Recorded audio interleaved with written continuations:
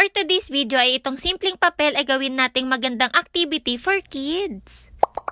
Gamit nga lang ang aking cellphone ay nag-search ako kay Maring Google ng Canva. Dito sa homepage ay pinili ko lang tong documents na A4. Tapos clinic ko lang tong create blank and then nag-search na ako ng crayons na pang design. Nung makapili na ako ay clinic ko lang yan para mapunta dito sa template tapos inayos ko na. Nung okay na ay maglalagay naman ako ng label kaya nag-add ako ng text box. Iniba ko lang din yung font design and then font size para mag-fit dito sa may crayons. So nung okay na nga ako dito sa color red ay dinuplicate ko lang yan para makapag-create pa ako ng iba pang kulay. Para ma-change nga to ng color ay sundan nyo lang yung arrow ko dyan sa screen. 3 layer pala yung papalitan dito mga mare para magbago nga yung color nito. Don't worry dahil napakadali nga lang yan dahil i-click lang. So yung mga choices naman ay marami ng basic color dyan sa baba na pagpipilian. At kung wala naman sa choices yung color na hinahanap nyo ay i-click nyo lang yung parang rainbow sa pinakauna. Ayan nga nung okay na ay kinapi ko lang tong text tapos pinalitan ko lang ng word na yellow. So ganun nga lang yung gagawin ng paulit-ulit mga mare hanggang nakabuo na nga ako ng 10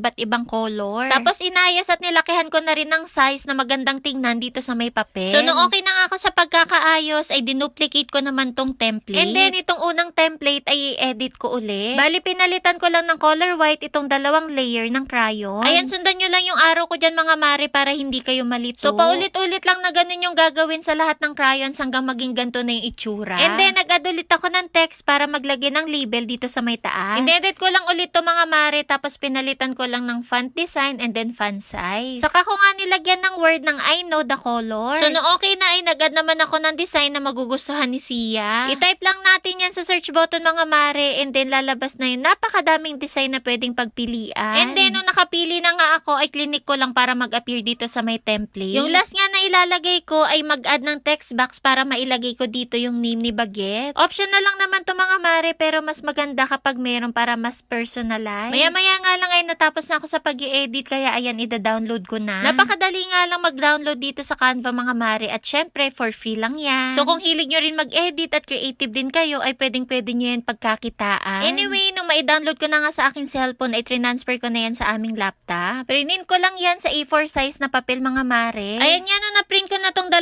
page ay sinimulan ko na rin gupitin. Baling ginupit ko pala dito mga mare ay itong walang design tapos tinanggal ko lang yung mga gilid niya. Tinanggal ko lang yung mga gilid hanggang maging ganito na itsura. Tapos syempre bilang marunong na tayo mag-laminate ng walang machine ay gagamitin ko ulit tong laminating film. So ayan nga nilagay ko na sa loob ng laminating film yung mga crayons na ginupit ko kanina. Tinansya ko nga lang din yung pagkakalayo-layo nito para mamaya hindi siya mahirap gupitin. So ayan nga may pasobra pa dito sa may dulo kaya tinanggal ko lang para magamit pa sa susunod. And then nilabas ko na nga itong pangmalakasang plancha at ito nga kapartner niya na towel. Inayos ko nga lang at tinakpan ko na rin para makapag-start na ako magplancha. So ito nga plancha yung ginamit kong pang-laminate para dito sa aking ginagawa. At maya-maya nga lang ay okay na yung pagkakalaminate. So kapag nakita nga natin na mas clear na yung transparency nitong laminating film ay okay na yan. Tapos nag-start na ulit ako maggupit. Sa paggupit pala nito mga mare ay hindi natin sasagad dun sa mismong crayon. So dapat ganito yung may matitira pa siyang film sa may gilid. Ayan nung matapos na nga magiging ganito na itsura niyan tapos pinapasadahan ko pa ng konting pagplancha. Pwede naman na hindi na gawin to pero para mas maganda lang yung pagkakalaminate. And then nung matapos na nga ako ay nag-start na ako mag-laminate tong isa pang page. A4 size nga yung papel na gamit ko dito at same lang din dito sa may laminating film. So ayan nga nag-start na ako na magplancha ulit para makapag-laminate. Ayusin lang natin pagkakaplancha mga mare so dapat bawat side ay malapatan ng init. Para mas maging maganda rin yung output ng pagkakalaminate. Ayan nung okay na nga ay nilabas ko na rin tong in-order ko sa Shopee na hook and loop. Ito nga yung gagamitin ko para mapagdikit itong activity na ginagawa ko. Pares na pala to mga mare at ganito nga yung itsura niya. Bali una kong dinikit itong parang medyo magaspang. Self-adhesive na rin pala to mga mare so ibig sabihin ay meron na siyang sariling pangdikit kaya hindi na siya kailangan lagyan. At sunod ko naman nilagay itong medyo malambot yung texture dito naman sa mga crayons. Super easy nga gamitin ito mga mare so ipipil lang tapos ididikit na kung saan mo ilalagay. 120